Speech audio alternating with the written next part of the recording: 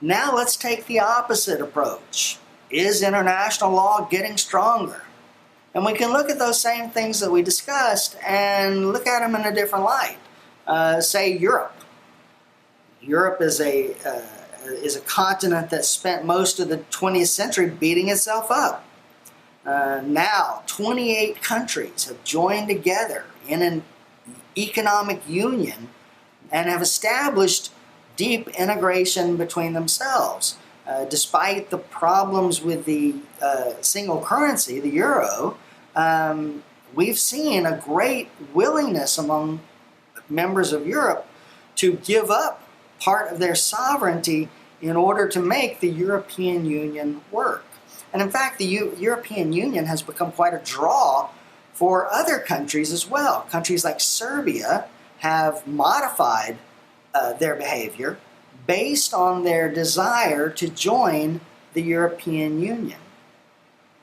The United States, we talked about the fact that it's now the sole superpower. But as sole superpower, it certainly has more influence than ever. It's a military budget that, the United States has a military budget that equals everyone else's military budget combined.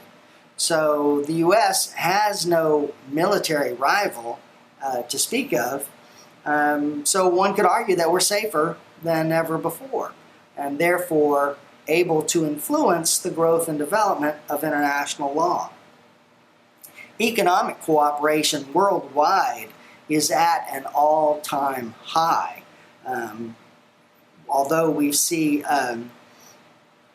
what we've talked about mainly is other types of international law, that international law that governs commerce is stronger than ever. We'll spend some time talking about a treaty called the Convention on Contracts for the International Sale of Goods. This is a treaty that governs the worldwide sale of goods and which has created a legal infrastructure that supports a global economy.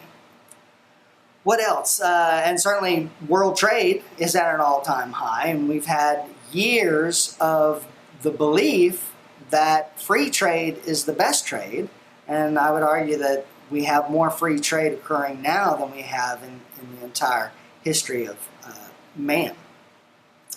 One could argue also that the political changes that are occurring throughout the world, those are part of the natural order of things. Those are not exceptions. Those don't indicate that the world is dying or the world is getting worse. The political changes have always been at play, and this is just one more of them. The U.S. has always had an ideology that democracy is better, and you could argue that in today's world, more people have a say, more people have the power to influence government than ever in the history of man. We also know that international law is flexible, that it can adapt, that if in fact we have more non-Western nations attempting to engage in international law, then international law can grow to expand those concepts. This notion of customary international law as customary Western international law is not finite, it's not absolute.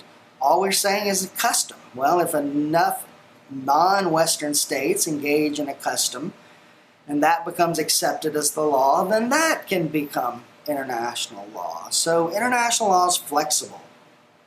The same way with treaties. Treaties can be modified, treaties can be extended, treaties can be ended.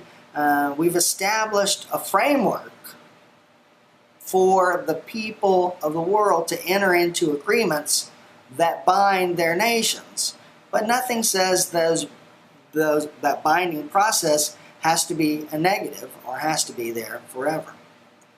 And finally, the state. We mentioned the state dying, but of course the state's not going away. The institution of the nation, of the state, is still the principal means of governance around the world, and there's no indication that the state is going to end anytime soon.